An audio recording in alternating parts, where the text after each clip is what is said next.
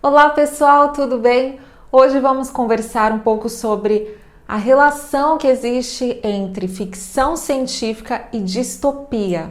Bom, no ano passado eu criei um desafio literário e nessa lista eu incluí alguns gêneros que eu nunca havia lido. Aliás, um deles era um gênero que eu não curtia muito ler, que era justamente ficção científica. Aproveitei também para incluir distopia, mas eu gostaria de voltar um pouco à ficção científica, porque além de ser um gênero que eu li há pouco tempo pela primeira vez, eu tinha um certo preconceito, eu não tinha muito interesse porque eu achava que era só sobre robôs, viagens interplanetárias, extraterrestres, e eu confesso que em si eu não me interesso mesmo por esses elementos e tipos de personagens. Para quem não sabe, o meu gênero favorito de leitura é justamente o oposto, são histórias de época, ou seja, ficção histórica, romance histórico, livros de história mesmo. Então são esses os gêneros que eu curto ler, e o que despertou em mim o interesse em ler ficção científica foram duas séries que mudaram a minha visão sobre o gênero, que estão disponíveis na Netflix. Essas séries são Orphan Black e Black Mirror. Tem até uma certa semelhança entre os nomes. Black Mirror é uma série inglesa com episódios independentes, quase assim um filme, porque tem duração de quase 1 hora ou um pouco mais entre os episódios, e se eu não me engano são 5 temporadas, e fala sobre a relação de nós humanos com a tecnologia, nossa relação com a tecnologia, seja por meio de câmeras, celular, robótica, enfim. E as consequências que isso traz, que essa tecnologia traz nas relações humanas. Então é uma excelente série para a gente refletir sobre como a tecnologia influencia o nosso comportamento. Tem um dos episódios, só para citar um exemplo, fala sobre uma rede social em que as pessoas, assim, o status, a reputação dela, tudo é medido por uma rede social, como se fosse um Instagram, que a pessoa compartilha a vida dela, e de acordo com a reputação, a popularidade dela, ela pode comprar determinados produtos, comprar uma casa, ter um emprego, viajar, e dependendo da reputação, ela não tem o mesmo acesso. É como se fosse o dinheiro, no lugar do dinheiro, do poder aquisitivo, seria então aquela rede social que ditaria o status e o poder de compra daquela pessoa, e até mesmo o currículo, porque ela é contratada também de acordo com a reputação na rede social. E a outra série que eu indico é Orphan Black, que fala sobre clonagem humana, conta a história de uma personagem, Sarah, se eu não me engano, se não me falha a memória o nome dela, e ela descobre uma pessoa super parecida com ela, mas parecida assim, um clone realmente, e ela resolve tomar o lugar dessa irmã, porque ela tira a própria vida, então ela acha que os problemas estão resolvidos por tomar o lugar dessa pessoa que morreu, mas descobre por trás toda uma conspiração, uma indústria por trás dessa clonagem. Então também é uma excelente série sobre ficção científica. E essas duas séries que eu citei trazem uma visão bem reflexiva sobre o comportamento humano, sobre as consequências da tecnologia, e foi justamente esses aspectos, essa reflexão que me fez gostar, me fez ter um interesse por ficção científica, mas com esse ponto distópico, ou seja, ficção científica distópica, que é uma vertente da ficção científica. Existem vários tipos de subgêneros. Lembrando que nem toda ficção científica é uma distopia, tem aspectos distópicos, nem toda distopia é uma ficção científica. Ou seja, é quando as duas se encontram, porque é uma relação tão congruente que faz sentido abordar as duas coisas. Então, só para contextualizar, ficção científica aborda questões que envolvem a ciência, obviamente, então descobertas científicas, tecnologia e também o que é mais óbvio, que a gente conhece sem mesmo estudar profundamente, como as viagens interplanetárias, naves espaciais, extraterrestres e também aspectos científicos que envolvem ciência, que envolvem uma máquina, por exemplo, mas que ainda estão num futuro muito distante, que ainda não é possível. Então, essas coisas que ainda não, às quais nós não temos acesso. E distopia envolve uma sociedade, um governo que deu muito errado, que tem um controle, aparentemente está tudo certo, porque existe um controle, uma organização, geralmente pelo Estado, por um governo, mas que existem consequências muito ruins para quem faz parte dessa sociedade. Nem todo mundo pode sofrer as consequências, mas sempre existe alguém que sofre, que é o caso, vou mostrar para vocês, do Conto da Aia, que foi o livro que eu li. Então vou mostrar para vocês os livros que eu li que tem a ver com distopia e ficção científica, que é o Conto da Aia, da Margaret Atwood, e o livro de ficção científica Admirável Mundo Novo, do Aldous Huxley. O que há de comum entre os dois livros é que eles são considerados uma ficção científica distópica.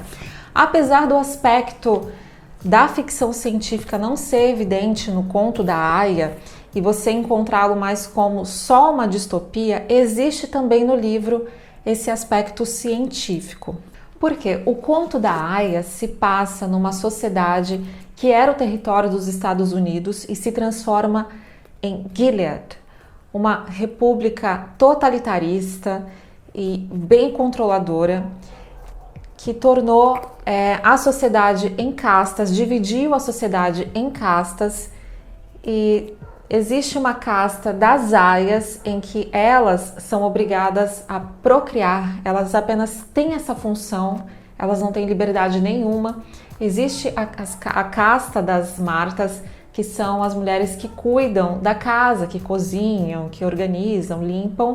Existem ainda os comandantes, que estão ali no topo dessa casta, que são geralmente casados. É uma sociedade que, por conta da radiação, da poluição, não podem mais ter filhos, tem uma alta esterilidade, um nível alto de esterilidade nos Estados Unidos, na verdade Gilead, e então essas mulheres que em algum momento da vida não tiveram um casamento considerado correto para os padrões, ou seja, não eram casadas no papel ou casadas com homens divorciados, elas eram transformadas em aias. E claro, se elas pudessem ter ainda filhos. E o livro é narrado obviamente por uma aia, a Offred, que mostra todo o ponto de vista dela, da rotina, do que ela tem que passar, das lembranças dela de quando os Estados Unidos se tornaram Gilead. E o livro virou série, que aliás no Brasil é transmitido pela Paramount e também pela Globoplay, e já vai estrear a 4ª temporada. Aliás, eu super indico a série. Eu vi a série antes de ler o livro e é uma das minhas séries favoritas. É uma série muito intensa, pesada, mas os personagens, os atores, aliás, têm uma atuação incrível. Eu indico para todo mundo. E o livro também. Eu adorei a escrita da Margaret, porque é uma escrita muito fluida. Apesar de ser um tema muito pesado, mostra em primeira pessoa toda a sensibilidade da personagem. Ela tem uma descrição do ambiente, dos sentimentos, das pessoas de uma forma tão profunda, tão detalhista, mas sem ser chato, sabe? Então é aquela leitura, assim, aquela leitura que você sente que não lê, sabe? Você começa a ler e quando se dá conta já leu umas 30 páginas sem perceber. Então eu gostei muito, eu amei. Com certeza é um dos meus livros favoritos do ano. Já em relação a este livro, Admirável Mundo Novo, do Aldous Huxley, é um livro que eu já achei uma narrativa um pouco mais difícil, mais confusa, não tão fluida como o Conto da Aia, mas também excelente, porque aqui nessa sociedade as pessoas não nascem de forma natural, não existe gravidez, não existe família, amizade, toda a população nasce no laboratório e além da população não nascer de forma natural, elas são também divididas em castas e são manipuladas de acordo com a casta a qual elas fazem parte, para que quando essa pessoa crescer, quando cada um crescer dentro dessa sociedade, elas tenham funções específicas. Então, determinada casta é para o trabalho mais precário possível dentro do chão de fábrica, com muitas dificuldades, e também existe a casta mais alta com os trabalhos mais intelectuais, que tenham mais status. Então elas são manipuladas com gravações para que elas não questionem, para que dependendo da casta, a mais baixa, ela não goste de cultura, não goste da natureza, por exemplo, e a promiscuidade é incentivada. Então, como não tem relacionamentos, casamentos, enfim, as pessoas são estimuladas desde criança que tenham uma vida sexual, que tenham vários parceiros, mas sem sentimentos, sem ter de fato um relacionamento. E palavras como mãe, pai, família são consideradas nessa sociedade um palavrão.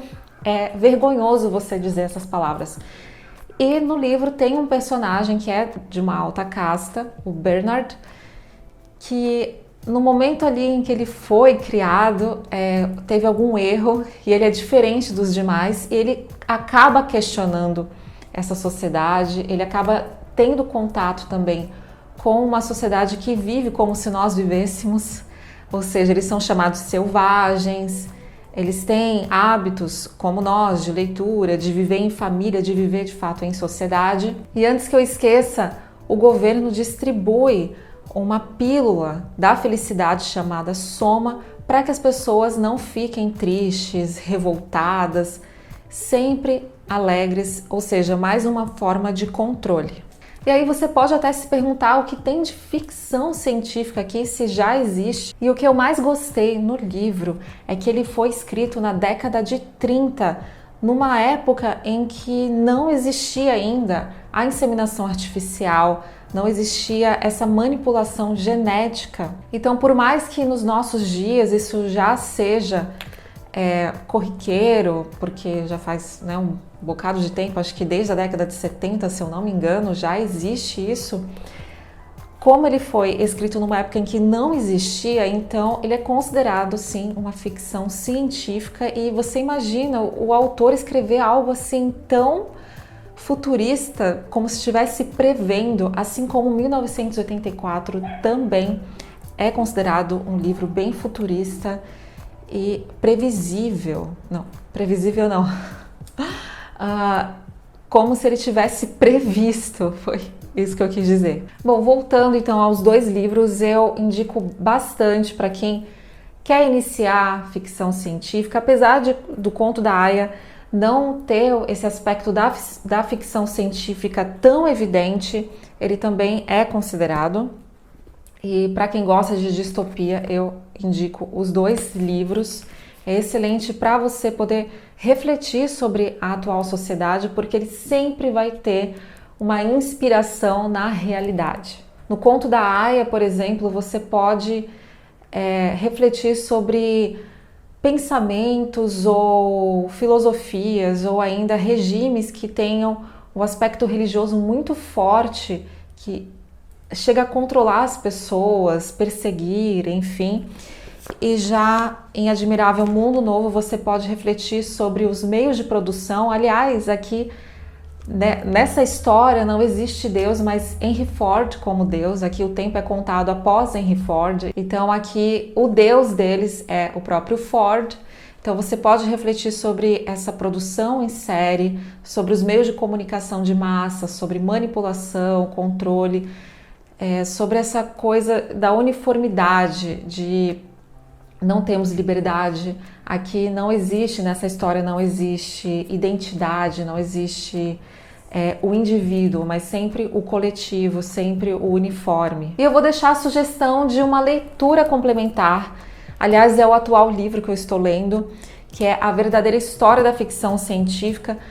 A gente imagina que ficção científica é um assunto bem recente, moderno, mas aqui remonta a antes mesmo de Cristo, com histórias, claro, de fantasia, muitas histórias ligadas à mitologia, à religião. Então, aqui você encontra uma história, uma trajetória bem detalhada sobre como a ficção científica se desenvolveu. E isso começou com histórias ligadas à fantasia, mitologia. Então vale a pena porque é uma história bem detalhada. Eu ainda estou no século 17 e vou compartilhando com vocês as leituras no meu Instagram. Aliás, sobre estes 2 livros aqui, você encontra a resenha de cada um no meu Instagram, @marisoldeandrade. Agora eu quero saber de você. Você lê ficção científica? Gosta? Nunca leu? Tem interesse? Tinha a mesma visão que eu tinha? Deixa aqui nos comentários que eu vou responder. E se você gosta dos conteúdos que eu compartilho, se inscreva no canal se ainda não está inscrito, compartilhe com seus amigos, ative as notificações também e toda vez que eu mandar um vídeo, publicar um vídeo, você é avisado. E se você gostou do vídeo de hoje, deixe o seu like. Obrigada por ter me assistido até aqui. Até a próxima. Tchau!